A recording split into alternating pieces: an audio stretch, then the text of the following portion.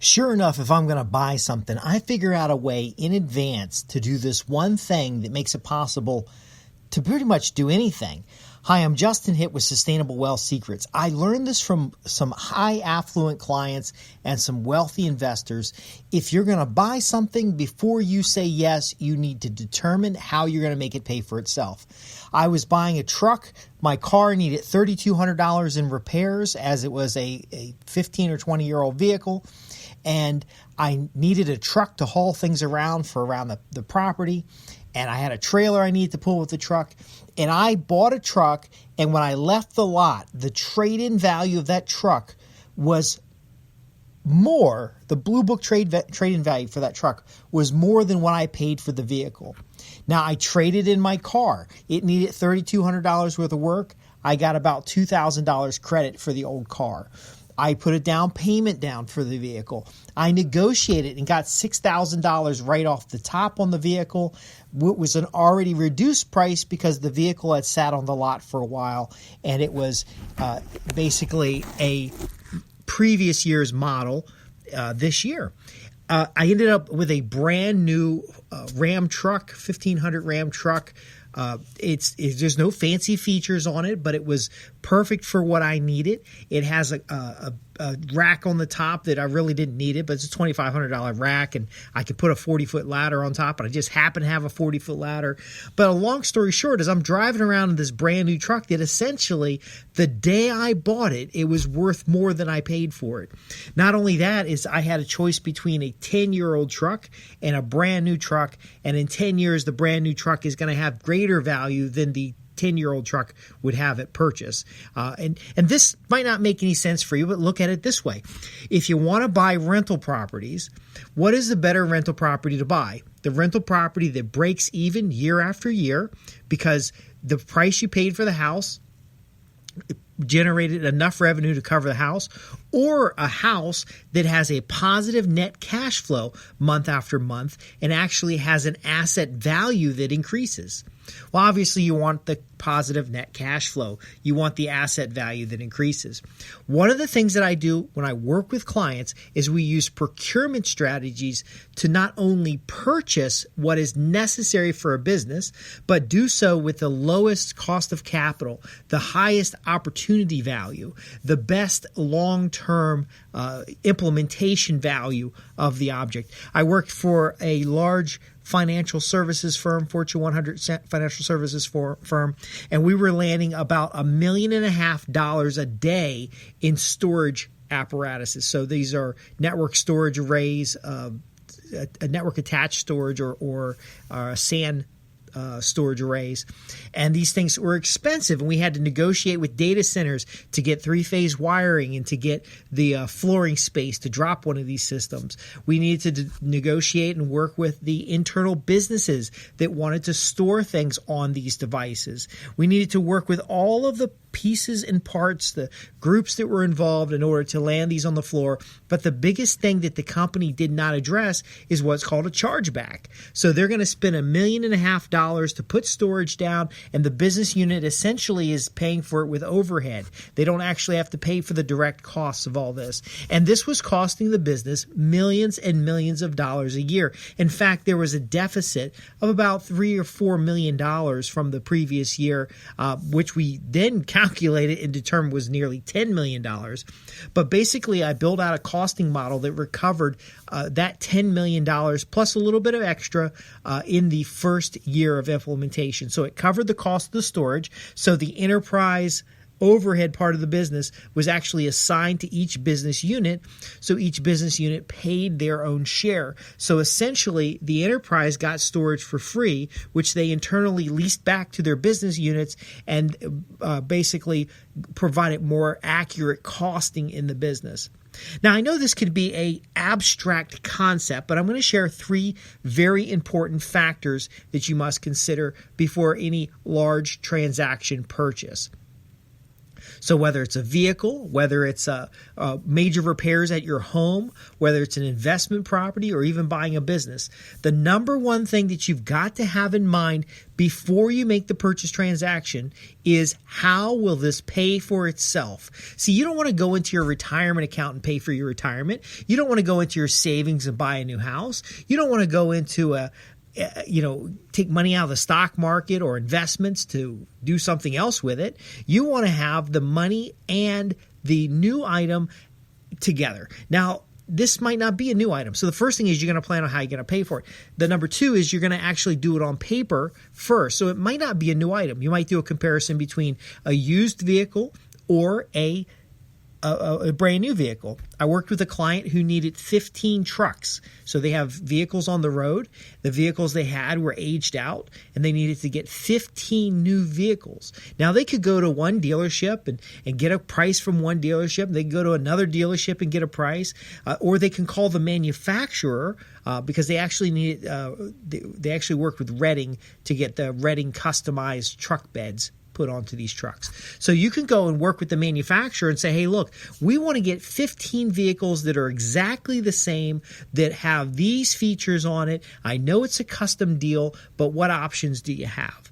Now, what they ended up doing is still working through dealers who had acquired the vehicles, and then they sent the vehicles over to Redding to have the beds put on, and they ended up getting a deal. But while they were doing that, they were marketing this fact that they were expanding their fleet. They were working with the local economic development people. They were talking about how many new jobs that were being created. So they were replacing the existing trucks, and they were also adding a few new trucks on the road. They also went in and sold the old trucks before they received the new trucks. So essentially, they received a certain amount of money for the old trucks under a contract, and they used that money to pay for the new trucks in the down payment. Now, we ended up having some financing. So they did a lease term on the trucks, because the trucks were going to be turned over at the end of the system, because instead of putting a custom bed on it, they actually put a pretty generic bed that made the trucks valuable in the marketplace after this long extended lease was put on. I don't think it wasn't like a regular 5-year lease. I think it was like a 15-year lease that had maintenance options on it. And they did the lease through Penske. So they essentially got access to the trucks without paying for them, because they used the existing assets they had, liquidated those assets. They then worked with a manufacturer who had incentives at the end of the quarter, and instead of putting a very customized system in place, they put a generic system in place, and then they placed the physical assets at a leasing company who they got a service contract. See, these guys didn't have a shop, and they didn't have 15 trucks originally. They when they all of a sudden have 15 trucks, you need to have a shop mechanic. You need to have a lot of other things, and they didn't realize that until we worked it all out on paper. And I'm kind of describing what's called number 3 is the synergistic relationships.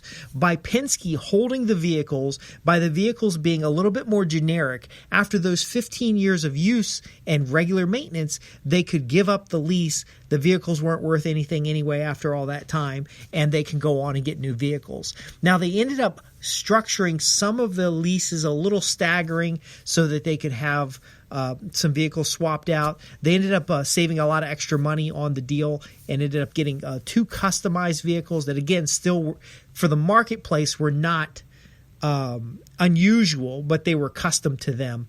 And then they did some graphics on the sides of the vehicles to make them a little bit more aligned with the business branding. But ultimately, they first figured out up front, how are we going to make these vehicles pay for themselves? Now, they also had adjustments to their routes and how they handled customer work. But part of getting those vehicles to pay for themselves was the marketing that really drove that new business, that drove that new demand. They did get some economic development funds, but it really wasn't a lot. But they planned it on paper. They had 4 or 5 different scenarios laid out in advance. They said, well, what if we just buy the trucks?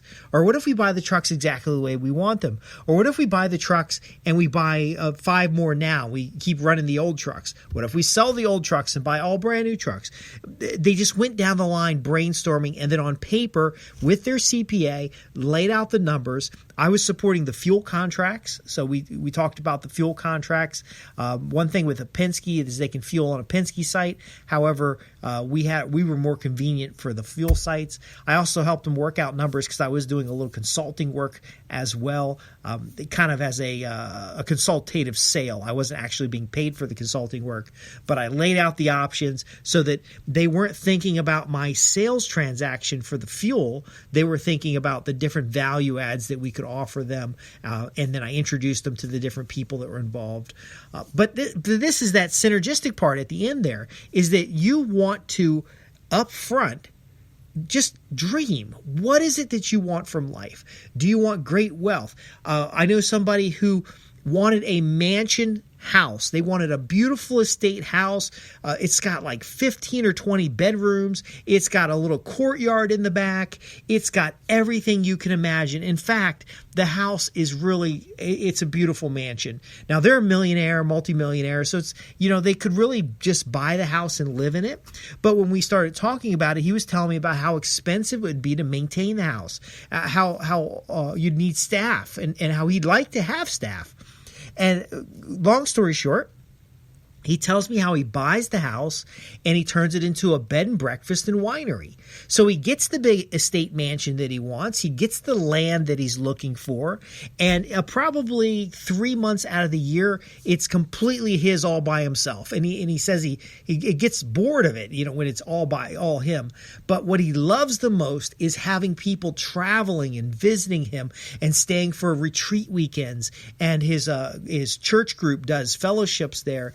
And people don't really know he owns it and kind of lives there. They look at him kind of as like an apartment manager or a bed and breakfast manager. So he was a little concerned about, living in a big mansion and having staff everywhere and what other people might think. So he was able to, by using the same 3 strategies, again, decide on what he wanted and how it would be paid for. He wanted a mansion and he wanted his guests to pay for it.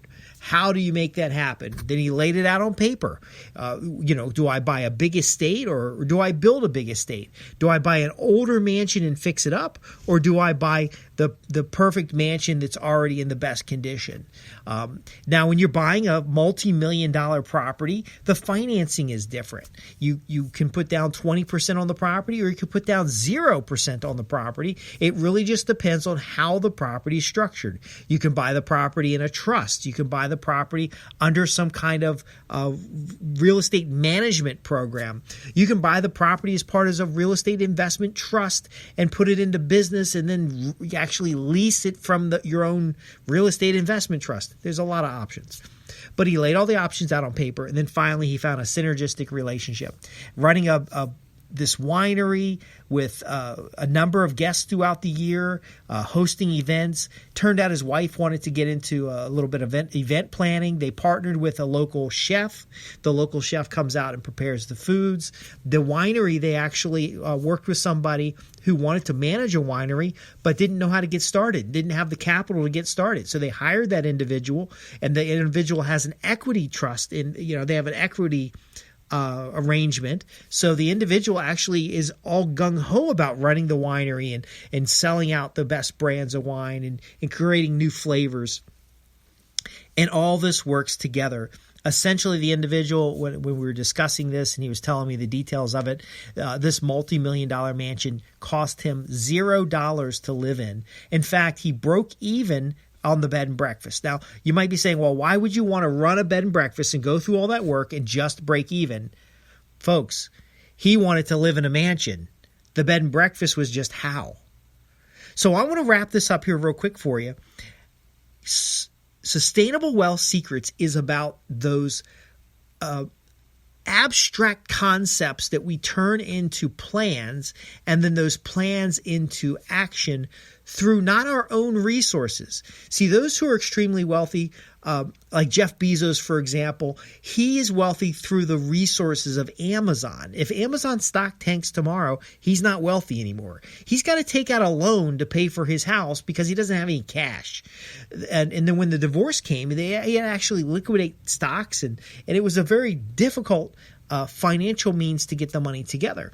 However, he does live a lot better than all of us do. And ultimately, you can live better. You can have more of what you desire, more of what you want. You can build a foundation of wealth, but it takes looking at things a little different.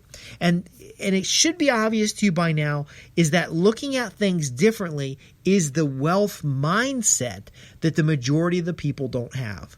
Now, I know I've covered a lot of things today, and if you have any questions about this or anything else that we cover, you can visit us at www.sustainablewealthsecrets to ask your questions. But I want you to look carefully at these 3 steps. Decide how is what you're buying, not how you're going to pay for it, but what is it that you want and how will it pay for itself. And I got a whole program on this. We talk about the different strategies and we work with the things that you want to work, you want to gain or have or do. And we figure out how do we make it pay for itself. But then next, you're going to write it down on paper. You're going to write out a plan. And in fact, you could write out multiple plans. It doesn't cost you anything to write out a simple 1-page plan and then jot some numbers on a piece of paper and figure things out. And I'll show you examples of that if you ever join me for our Make It Pay for Yourself program. And then finally, you find those synergistic relationships, because it's quite possible that someone else also wants the things that you want or something related to what you want, and that you could work together to have those things that you desire.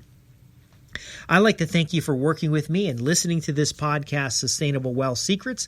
Again, if you have any questions, I'm here to help high-income professionals and entrepreneurs develop sustainable wealth that builds on its own. It builds that momentum. It creates that appreciation. It reinvests in itself and becomes a passive source of income, becomes a powerful source of equity, and delivers to you the sustainable wealth you've always dreamed of.